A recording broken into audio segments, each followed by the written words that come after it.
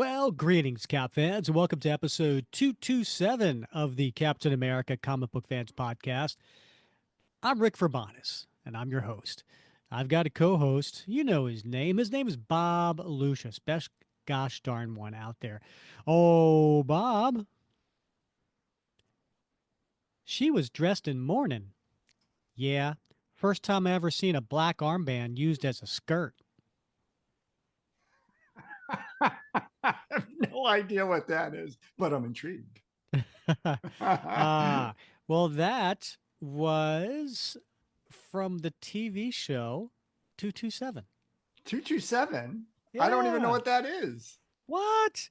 What is the Oh yeah. 227? 227. That was it ran for 5 seasons from 1985 to 1990, Uh-huh. and it starred Marla Gibbs and Jackie Harry. Okay.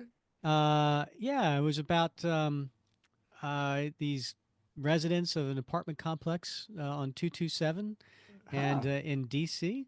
Okay. It was a huge hit. You don't Was it real? remember? What years? 1985 to 1990. Oh, yeah, that's why. Where were you? I was very busy. I was at a military college for 4 of those years, and then Okay. like in a basic school at Quantico for the better part of the last year. So I wasn't watching a lot of TV. Didn't have I guess TV. not. Didn't have access to television. Yeah. And All you right. may not have been the demographic being a 20-year-old white dude Yeah, probably. because this was African American families. Yeah. So maybe that All wasn't on right. your radar, but it Not at was the a time. huge hit. Yeah. If you saw the actors that were in it, you'd be like, oh, yeah, like they're character actors that you just Huh. recognize. Yeah. Wow. Um, I'll have to check that but out. yeah, it was so well. So Marla Gibbs was. Do you remember the TV show The Jeffersons? Of course. Yeah. Well, she was the maid. Oh, okay. That actress was the maid, All right. All right. Marla Gibbs, and so this was her series. She was the lead, All right. and if you saw Jackie Harry, you would know her. Um, think of her as like Blanche from the Golden Girls, Okay. right? She Yeah. was like that, Yeah. you know. Sassy. Yeah. Yeah, yeah, Yeah. and so that's what the reference was to, All right. and the All fact that right. yeah, she wore tight outfits. Yeah. Um, but I also thought that that particular quote from the series, and why am I talking about the TV series 227, Bob? I don't know. Oh my God. I don't know. Takes place in Listeners, Washington. listeners, I don't are you all know. slapping yourselves in the head right now? 227. I don't know. I don't know. All right. Got to work with you here, folks. Everybody right now is going, Bob, what episode number are we on right now? Oh, is it? Who knows? I don't. I thought we were on episode like 400 like last month. So It just feels like it it. just feels like it. Yeah, no, Bob. Do you even listen when I'm like, "Hey, it's episode 227"? Checks notes. Of course, I listen. Yes, I hang on every word, Rick. Yeah, 227. Wow, wow, Yeah. that's impressive. It's an impressive Uh, run. uh-huh. Yeah. I mean, I didn't even say 227. I said Yeah, 227 specifically. Oh yeah. gosh, I try Huh. so hard. Interesting. And the quote I picked out, because it was about a funeral and being in mourning, Mm-hmm. and I felt that was the somber mood of one Steve Rogers in today's All issue that we right. are Well, covering. that's fair. But I'm not going to let that bring me down, Rick. You know why? You know what I've been watching a lot of recently? What's that? The Love Boat. The Love That's the one. I sing Boat. that every time it comes on, and my wife's walking through the house. I regale her with that song. But I've been really sucked into the Love Boat reruns on MeTV. Uh-huh. Big fan of MeTV. They play, and then I watch the Watch Mash and then the Andy Griffith Show after that. If in those times, Mm. I don't watch a lot of TV, but if I'm Sounds like like you do, Bob. if she's out like she was last night, my Hmm. wife has the city council meetings every other week, and so I have the whole night, and I just sit on the couch and watch Me TV. And so I love the Love Boat because it's got all these old stars in it doing their guest appearances, Yeah, yeah, it's great. and Yeah. it's fun, right? Hmm. Because for folks who grew up in the late '70s, uh, like Was it being like a able. Friday night or a Saturday night show? I can't remember, I but remember watching it when it was on. It these was were all like the a big stars. So like I mhm. watched one this week, and it was like a really young David Hasselhoff. Ah, nice. Yeah, playing like a young guy just out of college, football Did star. did you have a favorite character, reoccurring character on the show? Uh, One of the main cast? I really didn't. None of them really rang my bell very much. Mm, I was just really into the guest appearances and trying to uh-huh. like remember who they were, right? Mm. So like this David Hasselhoff, and it had the Pointer Sisters as like Really? Yeah. chambermaids on the ship, who just happened to like get together and like, oh look, they can sing, and get a big recording contract out of it. But it was just so cool. But my wife did not grow up in the late 70s because she's 9 years younger than me. So she knows who none of these people are.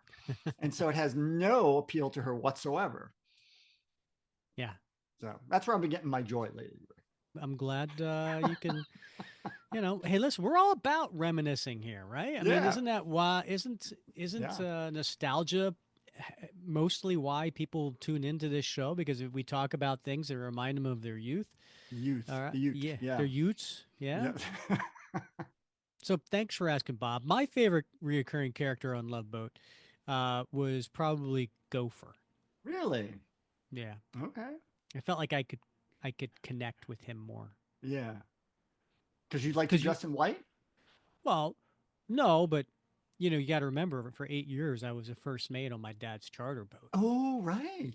Yeah, so I was at the Yeah. beck and call of everybody on the boat. Okay. Yeah. And then he went on and he ran for Congress, served several terms in Congress. So you got that I don't ahead of you. remember that episode. Yeah, I think it was after the series ended. But Oh, okay. but he did. He did serve several years in Congress, several terms. So Good for him. sky's the limit for you, Rick. I hear you. Bob, I want to say hello to a new member of the Patreon family. Another supporter joined the show in the last week, and this person who is a shield slinger, his name is Alex Enzenhofer. Now, interesting thing about Alex, besides his last name, which is a really cool last name. It is cool. Yeah. Yeah. So I reach out when people join up. I reach out. I say thank you for joining. As a patron. Please send me your mailing address, and here are the perks for joining. And so Alex emails me back, and I'm going to read this to you. Hey Rick, after listening to just a few of your episodes on YouTube, I knew that I was at the right place, especially after you mentioned Jet Black on episode 221. The Rick Remender one was my adult life starting point for enjoying and collecting Captain America comics ever since. I appreciate the work you put into these podcasts and I find them very engaging as well. I don't use Facebook, but I really would like to participate in polls and questions for future guests. Would it be possible to mention current surveys or polls on YouTube in the community section? And maybe we will. We'll have to figure that out. Then he gave me his address. Where do you think he's from, Bob? Would it be someplace in New Jersey? No, they would be someplace in Europe. Oh Uh, wow. he's from Austria. Oh wow. Yeah. So oh Tom Boyd is in the UK, and now Right. we're expanding our Yes, we patron are. supporters a little further east to Austria, and so welcome aboard, Alex. We appreciate that. Now, interesting. I don't know if I ever mentioned this to you, Bob, but did I ever tell you the story about the fact that I'm probably Austrian? No, you did not. Okay. So my dad always said that his father was from Austria, Okay. came over on the boat. All right. And um, so when he came over, I can't remember when it was. I want to say sometime in the 1920s. It was between World War One and World War Two. Okay. Okay. And then I've met my uncles, and they all talk about their dad said he was from Austria. But then one day I was working at this Italian restaurant. This is right after college. and I'm it's authentic, right? Like the head chef was from Italy, Mm-hmm. right? So we're having a conversation, and he goes, "Well, you're Italian," and I said, "No, no, I'm Austrian. My last name's Austrian," and he goes, "No, Verbanaz, you're Italian. I know the name. You're Yeah. Italian," Yeah. and I'm like, "No, no, no, no. I really am Austrian."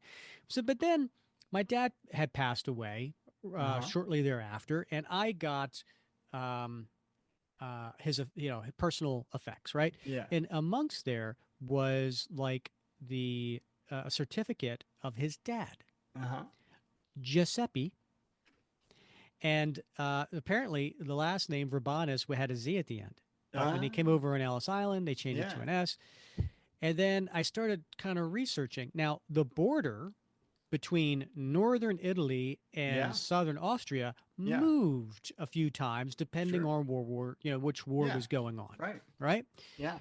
And then I started looking at again the time that he came over on the boat. And at the time he came over on the boat, Italy was not exactly an ally of America. Right. Right. So I started thinking, I wonder if Yeah. he just said he was from Austria, Yeah. right? Yeah. Because did the things that go better. I don't know. Yeah. Whatever it is, I'm Yeah. either Yeah. the blonde Yeah. hair, blue eyed Northern Italians or Yeah. the blonde hair, blue eyed Southern Austrians, Right. is where it came from. So Right. that's Oh, my wow. Austria Interesting. story. Yeah. You should change it back to a Z. It's just sexier. Nirvana. I like it. Yeah, yeah. Keep that in mind. Yeah. Anyway, so Maybe on the if weekends. Try it out. other people wanted to learn more about cool perks like that, just go to buymeacoffee.com/cap comic fans, and you can learn more about the perks you get from joining the show. Speaking of perks, Bob, now we have two levels if you want to be a patron, right? We have the Shield Slinger, which we talked about, and that's $5 a month, and we really appreciate that. And then we have a Super Soldier, which is at $10 a month, and we capped it at 10, right? And one of our former patrons at the Shield Slinger level, when he joined over on Buy Me a Coffee, he increased it to a Super Soldier level. Now, one Yes. of the extra perks you get for being a Super Soldier, is you get to be a guest on the show Mm-hmm. once a year.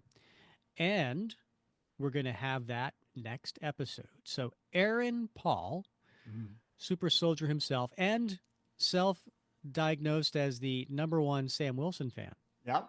is going to be joining us next episode. Yes. All right. Well, that's awesome. I that's for me to have another person to for you to direct your rage at. That would be awesome. Uh, Thanks, Bob. Well, I don't have so much as rage is more of this is a a disappointment. yeah, Yeah. yeah. No, we're Uh, gonna love to have Aaron because when we have that three-way conversation, there's a lot of energy and he brings a lot of expertise, a lot of knowledge about Sam to the show, which will be helpful because right now we don't know what to expect from this well, movie. yeah, well, that's just it. Like, we didn't even say what we were doing. We're going to Oh, be you're right. we're doing Yeah. a review of the Captain America Brave New World movie. Yeah.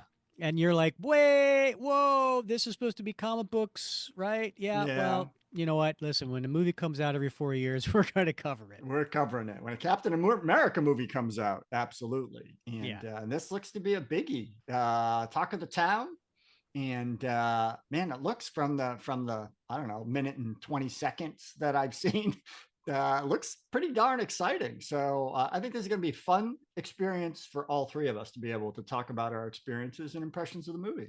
Yeah. Yeah. And so, by the way, this isn't the first time we've done a review. We Mm-hmm. did the Falcon and Winter Soldier because it remember that 6 episodes, Right. and we had a third person on the show, and we did this way back. You ready for this, Bob? Episode 18, and then we did it for all Holy six cow. episodes. So we did Yeah. episodes 18, 20, 22, 24, 26, 28. So the Mm-hmm. even numbers between 18 and 28. If you want to go check those out, where Bob and me and a third person came on the show and talked about gave our reviews, our reaction really to the Falcon and Winter Soldier. So, and by the way, my wife and I are starting to rewatch those just to be ready so that when we go to watch Brave New World, we have all that backstory still kind of fresh in our Mm-hmm. mind. Oh, I wish I had time for that, Rick, but I have a lot of Love Boat episodes to get through. You a singer, Rick, by chance? Can you I am sing? not. You don't have a. You've heard me sing on this Well, show. you That's got a as better good as it voice than I gets. do.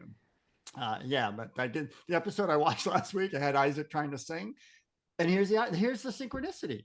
Right after was Andy Griffith's show, and it was Barney Fife trying to sing. Two shows about singing, and I was like, Were "What the?" either of them good? Neither of them are good. Okay. Yeah. Bob, I I'm also because I know you've proven how observant you are. Oh, absolutely. Yeah. I'm Do you on it. notice anything different about me right now, Bob?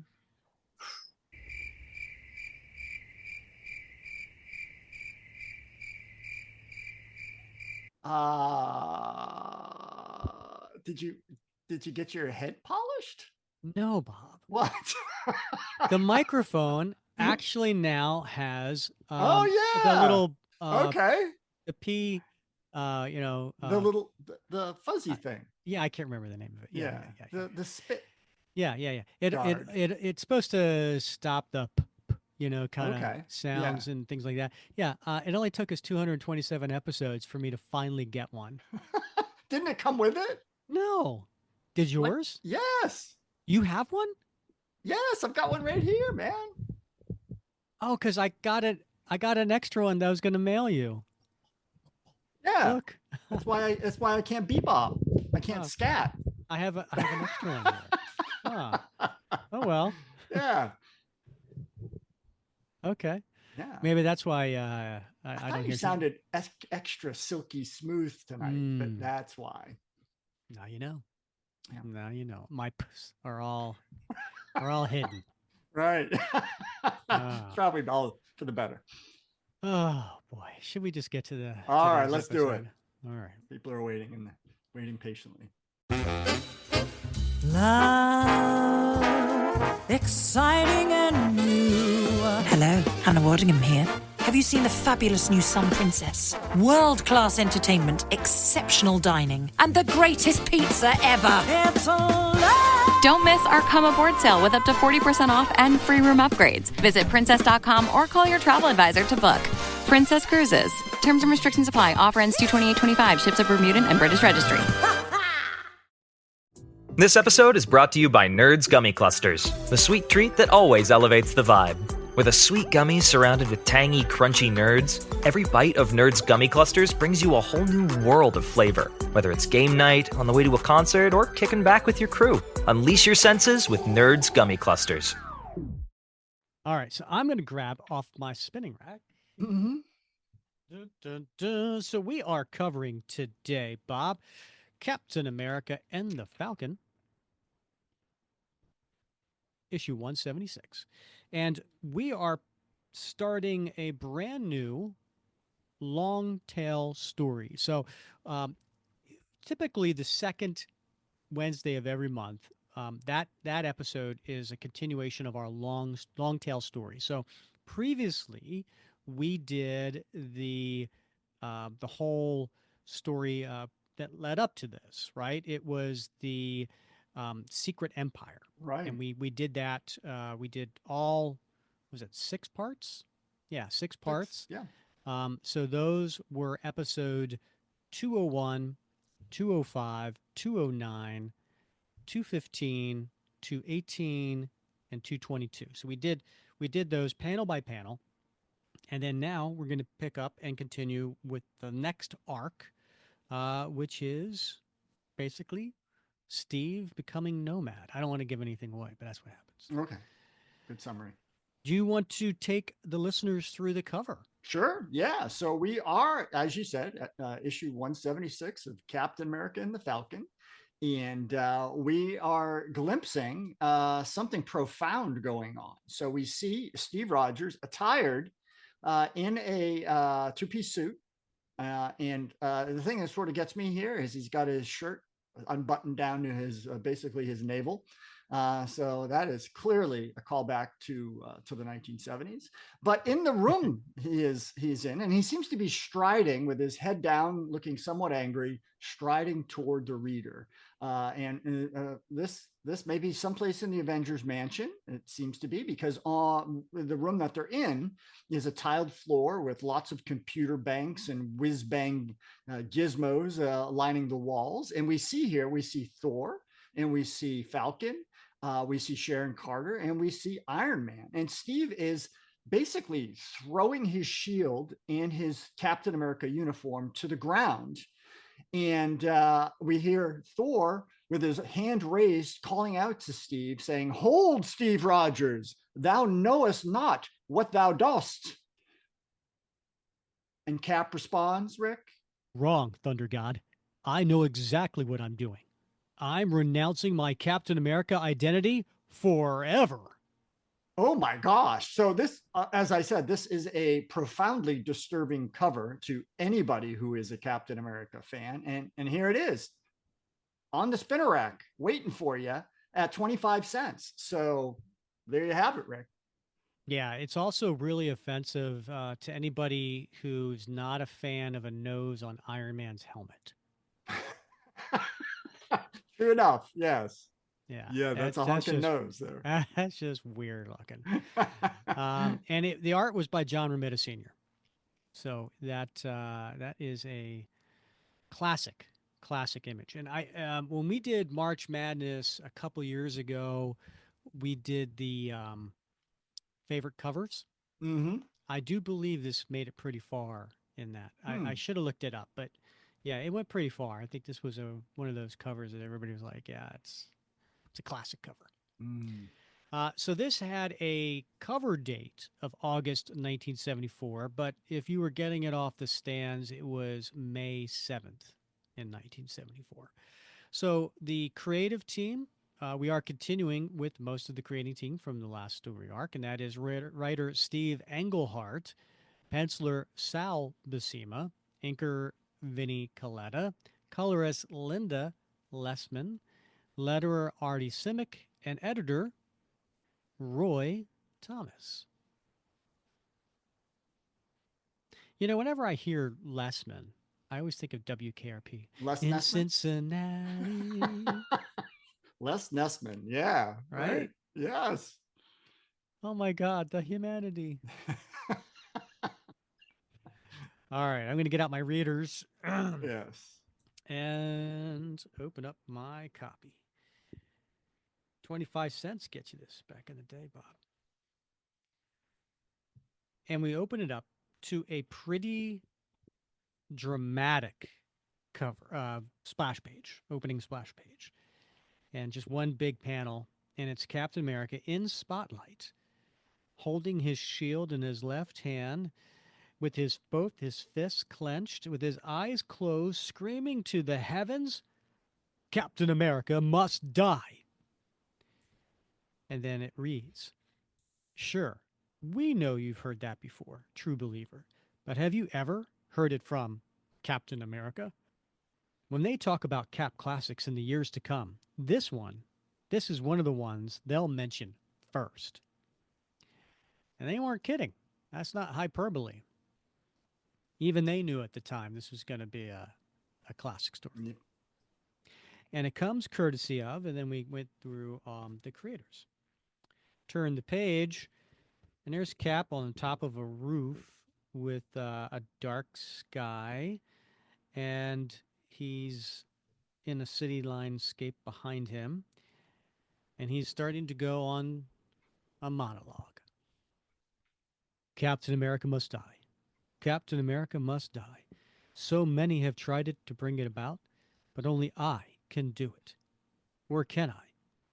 Have I the guts, or even the right, to destroy a symbol of 33 years standing, a living legend? Blast it, I'm no legend. I'm a man. Or am I a muppet?"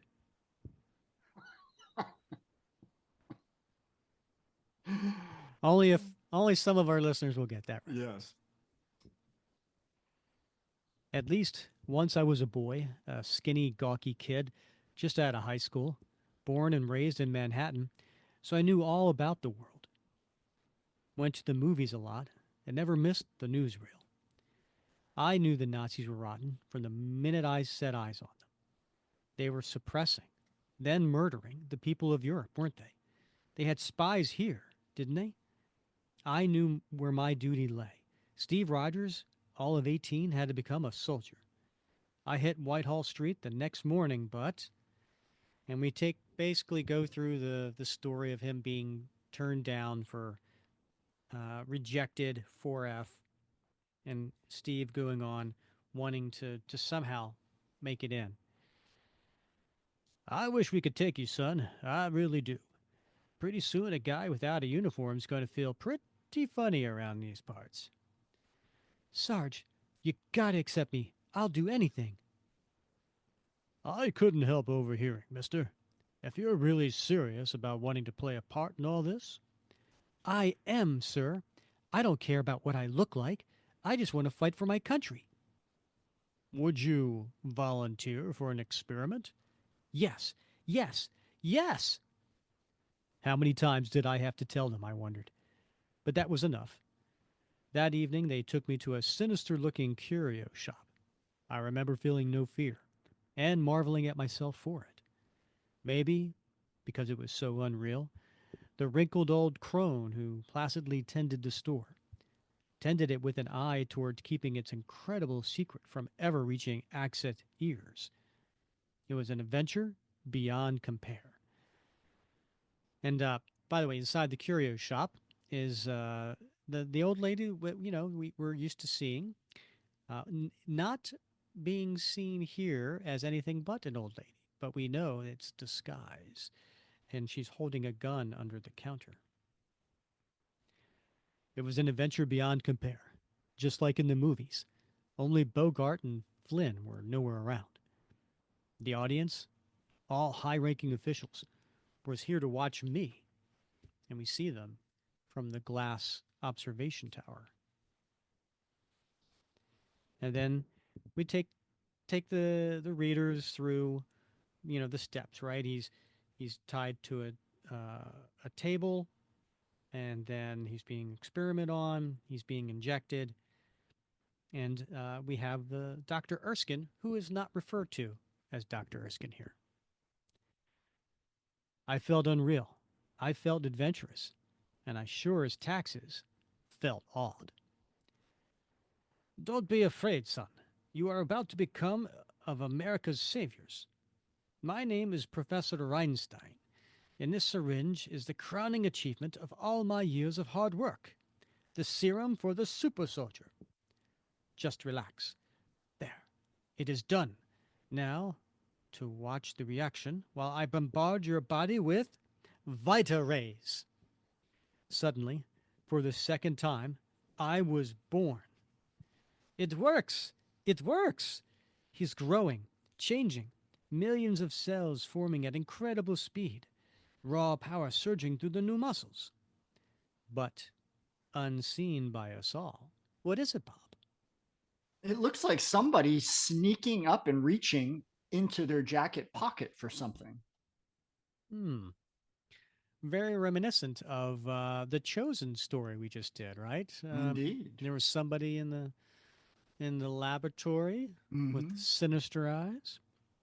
Behold, the first of the super agents whose mental and physical ability will make them a terror to spies and saboteurs. We shall call you Captain America, son, because, like you, America shall gain the strength and the will to safeguard our shores. Death to the dogs of democracy! Perfect. Pitch perfect. And he shoots him. Professor Reinstein, what? You killed him, you skunk! And he spikes him. Pow! Which lands him back into that little The Vita ray machine. A right? wall, yeah, and he gets zapped. I didn't mean to hit him so hard, but I didn't know my own strength, and I wasn't sorry. Nothing left of him but charred ashes, a fate he well deserved. You're the only one now, Rogers. The only super soldier there will ever be. I'm going to pause here, Bob. Uh, I understand Steve Englehart only had a few pages, like Right. 4 pages, to kind of take us back through uh, the birth of Captain America. Right. Right. Heck, Right. Right. heck, heck, we've seen it done less, right? We've seen it done in 1 page. Yeah. Um, but he took some liberties here. Oh, how so, Rick? Well, Professor Reinstein instead of Mm-hmm. Erskine. Right. Now, I know you're itching to tell the listeners the difference. Well, I mean, Reinstein was, I think eventually retconned to be the code name for Dr. Erskine. Mm-hmm. Yes. Indeed. Um, and also, I don't recall Dr. Erskine or Professor Reinstein um, calling him Captain America and naming him that. And because he was an experiment Right. and there were supposed to be others after him. And when he was realized he was going to be the only one, then they were like, well, we got to do something with you. So we're going to make you Captain America. Sure. Yeah. Right. They've clearly condensed the whole experience down to, as you said, a couple pages. We're to summarize it for the reader, but we've seen this expanded into a many month experience for young Steve Rogers before he even got to the laboratory in the curio shop. Yep. Nothing else in my life, before or since, has ever even come close to that moment. For the first time, I fully realized what had been done for me. Fight for America? Man, I was Captain America. And then we cut to a double page splash. Very, very simple. White background, or if you have an old comic like me, kind of a yellowish background. And you see um, Captain America fighting Nazis during World War II. Then you see Bucky. You see Red Skull. You see the Avengers finding a frozen Steve Rogers. You see Falcon, Sam Wilson. You see Sharon Carter, and then brings you up to last issue where in the Secret Empire, #1 kills himself in front of Cap. And all the only words on the page, and you have Cap also standing there with his head down and his hand over his head, looking sullen. And he says, "But so much has happened since then." I don't know if it's an homage to Jim Steranko, but has that, Hmm. I think, going for it. Yeah, it does actually. Not in the same league, though. Just No, no. no.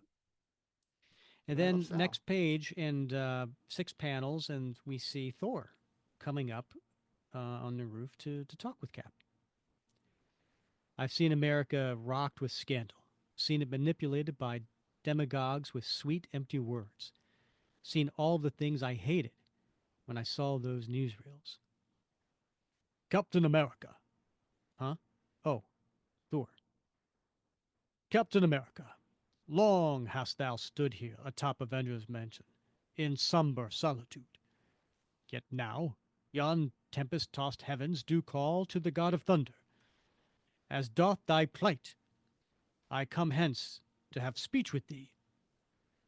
In truth, it confoundeth me to overhear the cry of death for thy masked identity. For it is thus that thou dost do battle. And to one Asgardian born, there be nothing more glorious. To strike for the right, with one's blood roaring and one's prowess the measure for survival, as we too have so often done with the Avengers. Why, 'tis then that a man be most fully alive. 'Tis then that true nobility will out. I wish I could be as certain, Thunder God, but since I returned to life after being frozen in that ice floe, well, I haven't seen as much nobility as I once did. I'm Captain America after all, not Captain Asgard. Down here, things aren't that simple. I take no offense at thy words, Avenger. Thou dost battle within thyself, and no one save thee may say whether 'tis glorious or nay. My fellowship shall be thine if ere thou hast need. And he flies off. Cap watches him fly away, thinking to himself, nobility. How much of that came out in me when I stole the electron gyro? I had to do it to save my name. But now I'm not as worthy of having the name. And then he walks away like Charlie Brown with his head down. Somebody just pulled his football. Yeah. Boy, that stealing that electron gyro is really bothering him. Yeah, it's eating him up inside.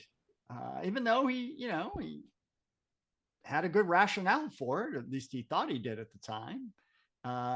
It went against his moral grain. I guess I've learned a lot since the days I reveled in my enemies' deaths. And there's Iron Man.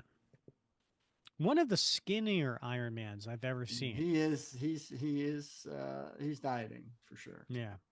And he's got his arms crossed. Still brooding, eh? Maybe what you need is some solid advice from an Iron Man. Maybe I do, Shellhead. Maybe I do. Then listen, friend. Very few people on this crazy planet are lucky enough to have the advantages you and I have.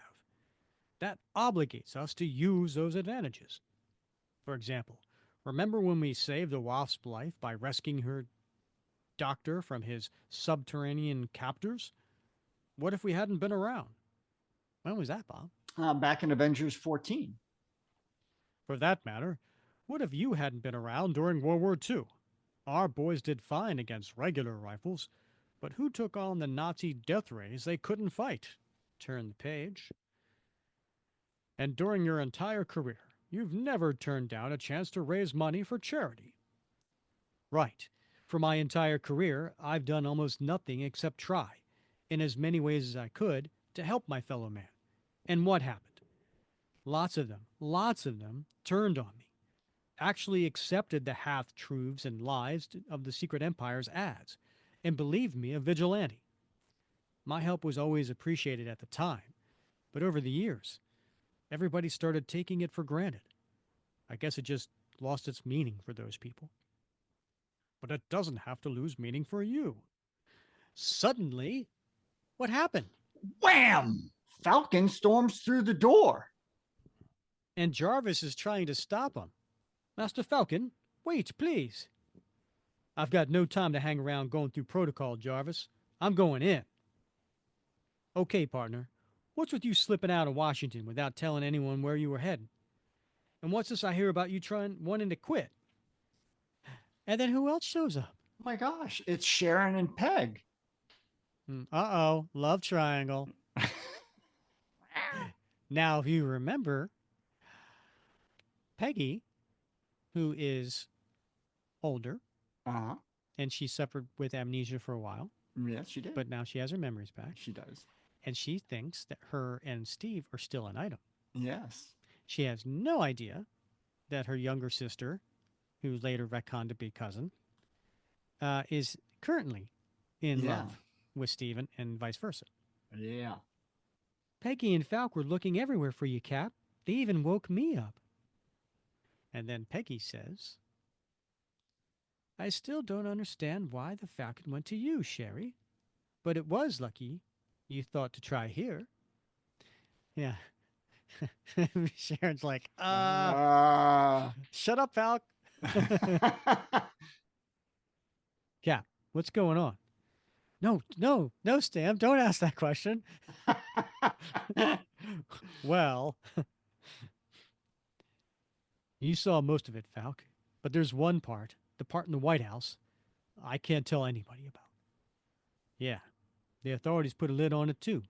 Still, whatever went on in there, how could it send you off the deep end like this? You're the together member of the team. I'll never forget the first time we met. You've been switched into another body by the Cosmic Cube and trapped on a desert island with a bunch of killers called the Exiles. When was that? That was back in Captain America 117, Rick. But you weren't sweating it at all. Since Redwing and I have been trapped too, you started right in to teach me the acrobatics and Combat skills, I'd need to fight beside you. And before we got off that goofy island, you molded me into the man I'd always wanted to be, ignoring your own problems. You made me the Falcon. Nothing else in my life, before or since, has ever come close to that moment. Turn. Oh, wow, we gotta get through 4 pages here. Oh, by the way, the Marvel value stamp in this one is Iron Man. Iron Man with a nose. Nice. From then on, well, I've idolized you. Tried with all my strength and soul to become what you already are. You can't tell me what you saw in the White House, and I can't tell you how much a thrill it was to meet you again when we fought against Diamond Head. Then, when you came to me weeks later and asked if I wanted to be your permanent partner, and before I could answer, we had to save Harlem from a destruction at the hands of Modoc. Man, I knew that somebody up there wanted us to work together. It was like really living the events that would later be legends, dig? Everywhere I looked, I saw more omens. Like our next baddie being another dude with a weird head. We were meant to be heroes, Cap. We are heroes. And heroes are special people, because they're a public example of what's right. As a Falcon, I've inspired a lot more kids to keep it together than in my other identity. What's his other identity, Bob? Well, he is a social worker, Rick. Cap. That holds for all of America, as well as Harlem. You're a man who can lead people. Am I, Falk? I was innocent of the charges brought against me, but so many others weren't. And they were all supposed to be examples of what's right, too. How can people trust heroes anymore, and how can I blame them? Now, what is he referring to there, Bob? I'm assuming he's referring to Moonstone. Yeah, right? Yeah. Moonstone was the fake hero in the Mhm. last story arc. Maybe hero worship does as much harm as good. Dig it. If there are both good and bad heroes, and if the good dudes drop out, hero worship would do nothing but harm. People always want good heroes, man. Give them Captain America. Cap, I don't know how you can even be talking like this. Have you taken leave of your memory too? Politicians come and politicians go. But America is still the greatest country on this grand green earth. Sure, we've had scandals, but we've exposed them publicly and gotten back on the right track. There's nothing wrong with us, at least no more than any other point in history. I know it sounds corny, Cap, but you're more than just an example. You're a symbol of the country that's given everything it has to light the torch of liberty throughout the world. All right, you go, Peg. And we cut to the next page, and there's a nice half-page splash of Cap holding up the American flag as he's going through a battle. For nearly 200 years, the spirit of freedom has never been forgotten here. And for that reason, countless men and women crushed under the brutal heel of totalitarianism have been able to keep alive their dreams of liberation. This is bigger than you or any other individual, Cap. It's bigger than all of us. But you symbolize all of it in your own way, and you're the only one who does. Sherry told me how that fake Captain America tried to steal your identity because of what you represent. So you fought him, tooth and nail. And now you say you'll voluntarily let it go? When was that, Bob? That was back in the Captain America 153 to 156 story arc when he fought the Cap of the 1950s and Jack Monroe. What you really meant to say, Bob, was no, that was in episode 6 where we covered that. Issues 153 through 156. So if anybody wants to go back to the 50s Cap story that Steve Englehart did, you can read that. And I don't know how we did it, Bob, but we got through 4 issues in an hour and 14 minutes. Right. Yeah. That was crazy days. Back in episode 6. Yeah. I'm scared to listen to something that far back. Think about your name. It's not Daredevil or Mr. Fantastic or anything like that. It's Captain America. Captain America. Just think of what those words mean. Lots of people fight crime or provide inspiration, but only you do it for the United States of America. That's just one problem with that argument, Peggy. America is not the single entity you're talking about. It's changed since I've taken my name. There was a time, yes, when the country faced a clearly hideous aggressor and her people stood united against it. But now, nothing's that simple. Americas have many goals, some of them quite contrary to others. In the land of the free, each of us is able to do what he wants to do, think what he wants to think. That's as it should be. But it makes for a great many different versions of what America is. So when people the world over look at me, which Captain America am I supposed to symbolize? And then there's an image of the United States map and Cap floating heads, right? And Cap's floating heads in the center, large. But there's a bunch of different people around him, different nationalities. Interestingly enough, only one is a woman of the six. Oh, yeah. And now, please, I'd really like to be alone. Whatever you say, partner. And hey, I'm sorry we busted in on you before. I guess maybe the last thing you needed was all of your friends laying their wraps on your head. Nevertheless, that voice coming through the wall, the vision. Nevertheless, Captain America, I must have words with you. I know of your quandary and have only this to say. Ask yourself if Captain America can turn away from a life of adventure. Now, you will have your requested solitude once Miss Carter leaves you. Darling, I'm going, Steve, but you know that whatever you decide, I'm with you all the way. I fell in love with the man under the mask, and if Captain America were never seen again, I'd still have that man. Sharon. Shh. As she pulls him in, and they lock lips, Bob. Yeah, it looks to be partially open mouth, if I'm not mistaken. Oh, Bob. Risque 7As. She turns to go, then, but he clasps her hand, spinning that golden moment into many. They both know that when their parting ends, there will be nothing for him to do but decide. In the end, of course, that time does come. So, that's it. I listened to them all, hoping with all my heart to hear some viewpoint I hadn't considered, and I didn't. They were all right in their own ways, but none of it matters because they all missed the central point. The government created me in 1941, created me to act as their agent in protecting our country. And over the years, I've done my best. I wasn't perfect. I did things I'm not proud of. But I always tried to serve my country well.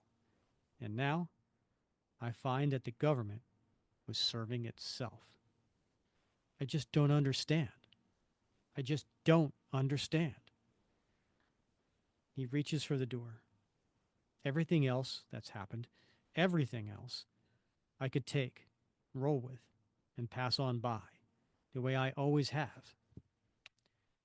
And we turn to the last page, which is a 2/3 page splash up close. But before we see the up close, we see the back of him opening up the door, and everybody who just spoke with him is all waiting out in the other room. He steps towards his friends. Lord knows the decision I made here tonight will certainly affect the world as much as it affects me. But I'm the one who has to be or not be Captain America, the one who makes him live or die. And I'm the one who's seen everything Captain America fought for become a cynical sham. I've asked myself if Captain America must die, and if I had the courage to carry out my verdict. The answer to both questions is yes. Okay, folk, we grant you that this has not been your typical tale of action and intrigue, but it was our purpose to have you share everything in Cap's head on this, the most momentous night of his life. Only now can you truly and completely comprehend the incredible, unexpected events of the days to come. Next issue, more action than you can shake an empty cow at, with the shocking return of not one, but two Lucifers, and the Falcon must face them alone. Dun, dun, dun.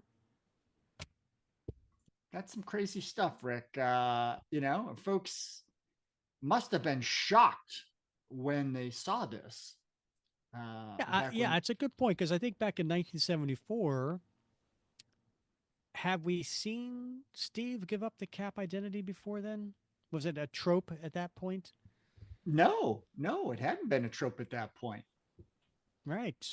So Yeah. this would have been shocking. Yeah, I mean, we're kind of used to it now, right? Every now and again, he gets fed up and goes to find himself, gets on his motorcycle, goes to find himself. But this was all new. Overall, I like the story. I think it was a good pace. Um, I found it interesting that Steve Englehart felt the need to reminisce as much as he did. Like Avengers 14, and Huh?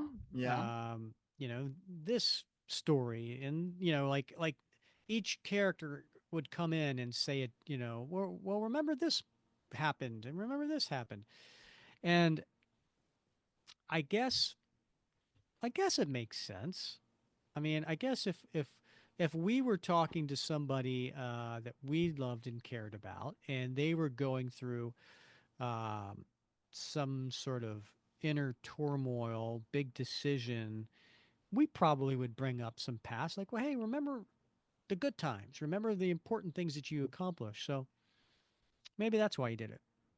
It's reminiscent to me of I don't know if you remember, it was the Captain America, like the album issue, which was 112, when basically Captain America's bullet riddled uniform was fished out of the river, and Iron Man's reminiscing about all of Cap's exploits. Mm, And it has that yeah, similar sort of feel in this issue where I think it serves a useful purpose, right? Because we're talking about, like, all right, this is the Cap mythos so far. Now, hmm, of course, it extends and includes a lot more, but up until then, this was it. So this is what he's giving up. This is what he stood for. This is what he's accomplished, and it has led him to this place.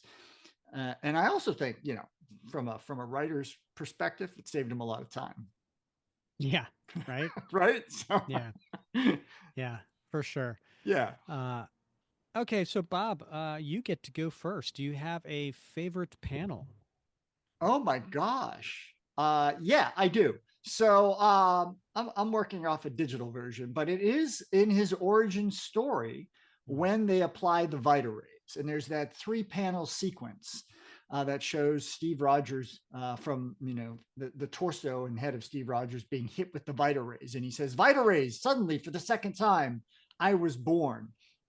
And I like those 3 panels because it shows the intensification of the Vita rays striking Steve Rogers. And in the first panel, we see almost all of his chest and his face, and then progressively, the Vita rays begin to bathe him in its power. And I think that's just a nice use of color and lines, and to show this process unfolding. So I think from an aesthetic viewpoint, I like these 3 panels. That's pretty cool. Yeah, I Yeah. like that. Yeah. How about yourself? It's not the last page. It's the second to last page. I take that back. Okay. Um, so it's the one where Sharon and Cap are holding hands as she's walking away, and I like everything about this. Where they're basically like she's as far away as she could be, but he doesn't want to let go, and she doesn't want to let go of each other's hands. And I like where she said, where it says they both know that when their parting ends, there will be nothing for him to do but decide, and that uh, they're spinning that golden moment into many. So they're Mm. locking eyes, they're holding hands, Hmm. um, and it's a nice moment, Yeah. and that moment didn't need to exist for this story to move on, but I think it needs to exist for us to understand their feelings for each other and how important they are to each other. And so I really appreciate this panel.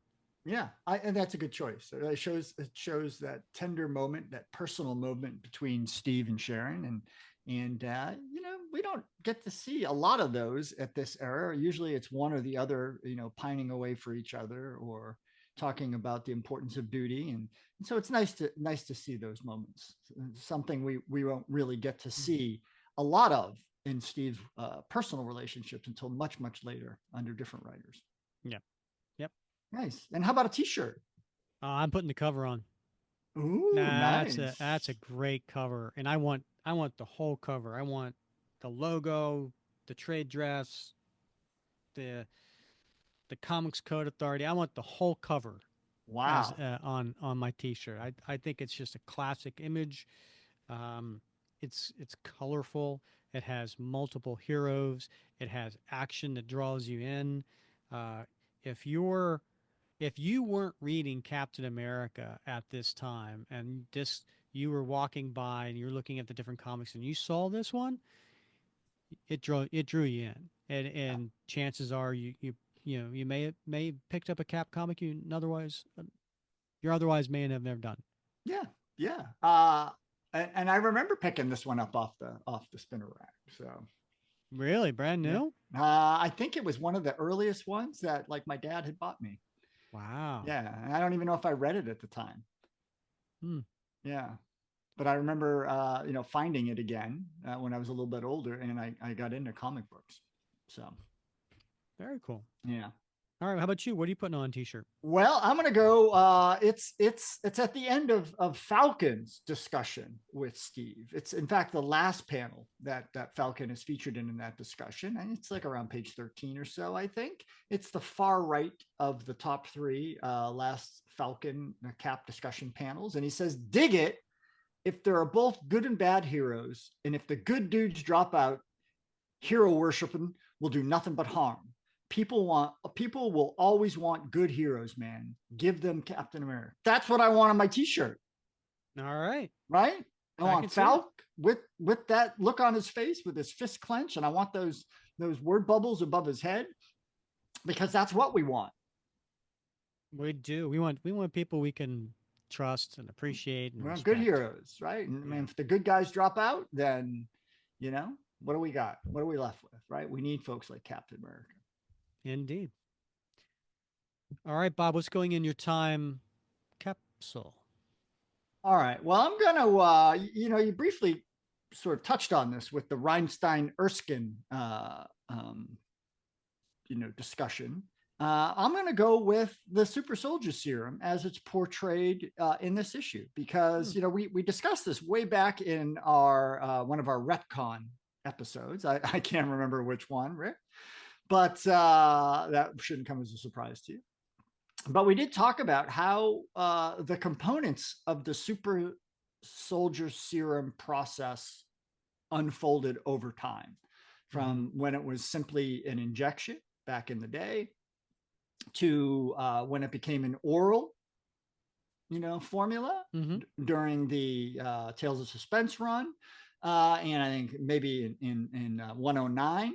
And then they added, back in the syringe until finally it came to maturation under Byrne and Stern, or Stern and Byrne, right? With their finally the culmination of that process as a 3-step process that had the oral serum administered earlier, followed by the injection, followed by the Vitarays in issue 255. And that's pretty much been set since. So back in 176, we simply see the injection in the Vita rays. And then there was only one more origin telling between that issue and that quintessential 255, and that was by Roy Thomas in issue 215, and he just had the oral serum in that issue. So we're still on the road, but this is a key landmark on that road to finally nailing down the super soldier serum process. That's pretty cool. Yeah, it Yeah, deserves to go in the time capsule. And listeners, if you have not listened to a really cool two-parter, top 10, we did top 10 other Cap retcons. We did part one and part two, and I think we get into the origin there, right? we do. Yeah, we have a Yeah. lot of discussions around the origins. Yeah. So that's in episodes 84 and 89. So definitely check that out. Yeah. And how about yourself, Rick? What's going in your time capsule? Well, Bob, I'm going to have to go with that double page spread here because Cap says, but so much has happened since then. And it takes us up to the last issue where number one from the Secret Empire shoots himself. Spoiler alert. So we know, therefore, where this is in time, Yeah. right? Like Right. it Yeah. didn't go past that, Doesn't go past that. right? So, Right. and also I find it really interesting that Cap was wearing a white tuxedo when he was frozen. I must have missed that. I gotta. Oh See, yeah, that's fancy. it is, isn't it? Yeah, it has that whole disco era. Yeah. And Sal Buscema likes to draw characters with their mouths open, You're right. Yeah, and not just a little.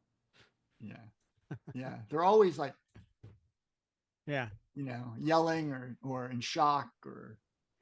yeah, yep. So anyway, that's going in my time capsule. Yeah, All right. excellent choice. Now, so again, this is part of our long tail story. So make sure you come back the second Wednesday of every month, and we will continue this particular story as we go on. And so I think the next one is going to be episode 231. And we'll see if Bob understands when I say 231 instead of 231, and if he picks up on that. I'm gonna put a sticky on my computer here if I could find a sticky.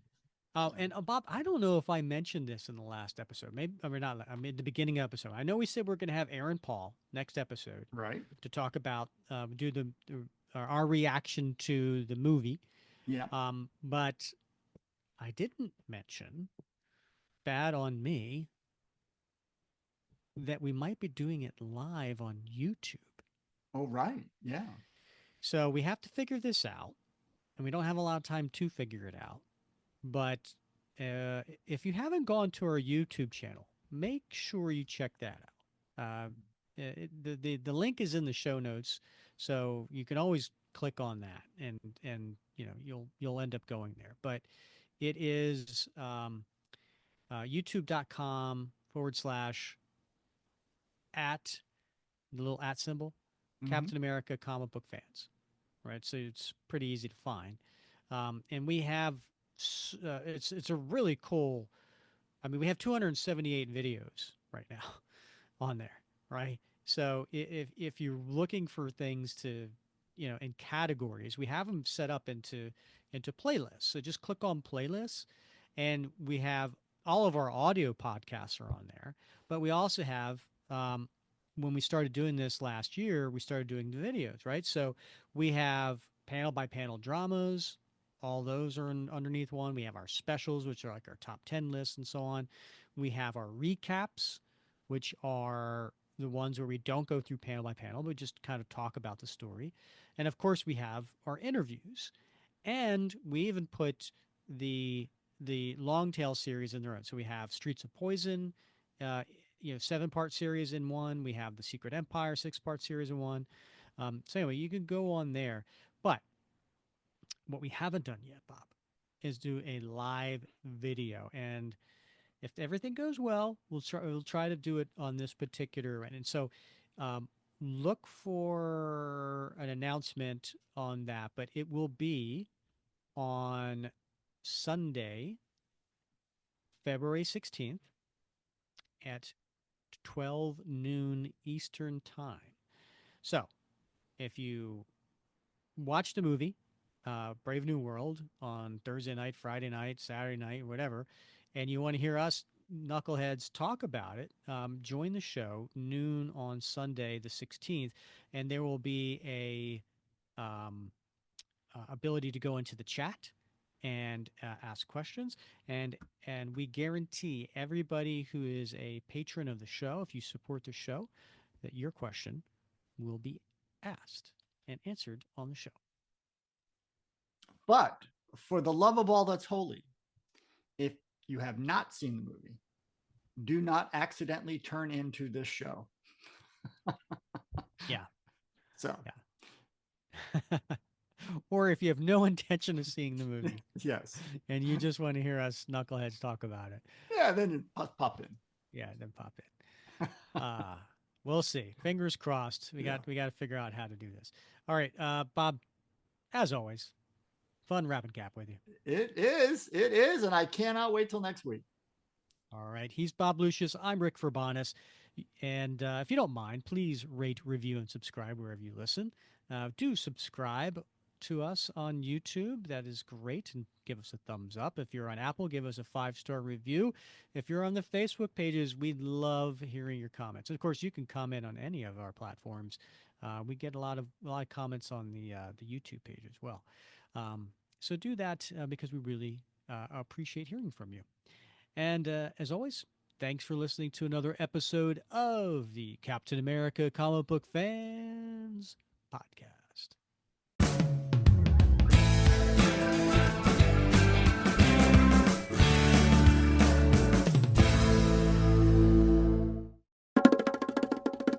And for that reason, countless men and women crushed under the brutal heel of totalitarian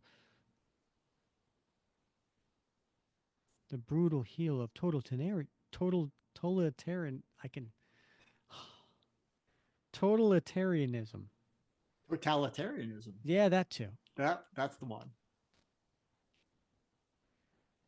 And for that reason, countless men and women crushed under the brutal heel of totalitarianism.